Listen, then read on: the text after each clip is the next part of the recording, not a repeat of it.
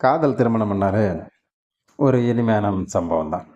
அதுவும் காத்திருந்து பெற்றோர்கள் சம்மதத்துடன் திருமணம் செய்வது வந்து ரொம்ப ரொம்ப இனிமையான விஷயம்.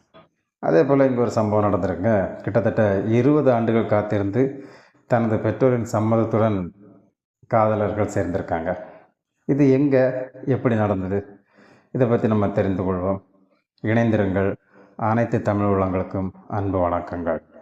இந்த ஒரு இனிமையான நிகழ்வு நடந்தது வேறு எங்கேயும் இல்லை, கர்நாடக மாநிலத்தில். கர்நாடக மாநிலம் தும்மக்கூர் மாவட்டத்தில் குப்பி பகுதியை சேர்ந்தவர்கள் தான் இந்த காதலர்கள். அவங்க பேர் வந்து மோகன்குமார் மற்றும் சுதா. இவங்க 2 பேருமே சிறு வயதிலேருந்து இந்த கம்யூனிசத்தில் ரொம்ப ஈடுபாடு இருக்கிறதுனால 2 பேருமே அடிக்கடி அந்த கம்யூனிசத்தில் நடத்தக்கூடிய போராட்டங்களில் கலந்துக்கிறாங்க. அதே போல் 2004 2005 ஒரு ஊரக வளர்ச்சித்துறை சார்பாக நடத்த ஒரு நிகழ்ச்சியிலையும் 2 பேரும் கலந்துக்கிறாங்க. அங்கே தான் அவங்களுக்கு காதல் மலர்கின்றது.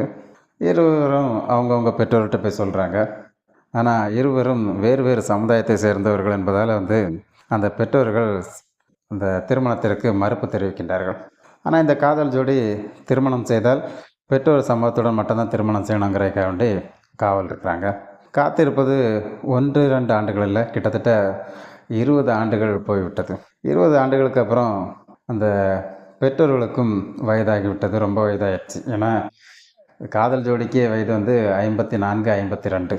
அப்போ பெற்றோர்களுக்கு எவ்வளோ வயது இருக்குன்னு நீங்களே யோசித்து பார்த்துக்கோங்க. எப்படியாச்சும் நம்ம பேரம் பேத்தி எடுத்துடணும்னு சொல்லி அந்த பெற்றோர்கள் ஆசைப்படுறாங்க.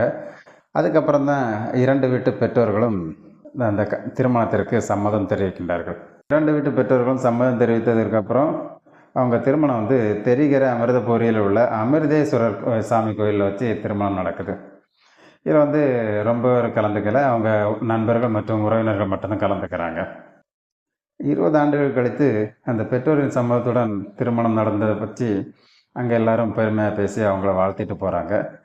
பெற்றோர் ஆசீர்வாதத்துடன் நடந்த திருமணங்கிறதுனால அந்த மணமக்களும் ரொம்ப சந்தோஷமாக மகிழ்ச்சியாக இருக்கிறாங்க.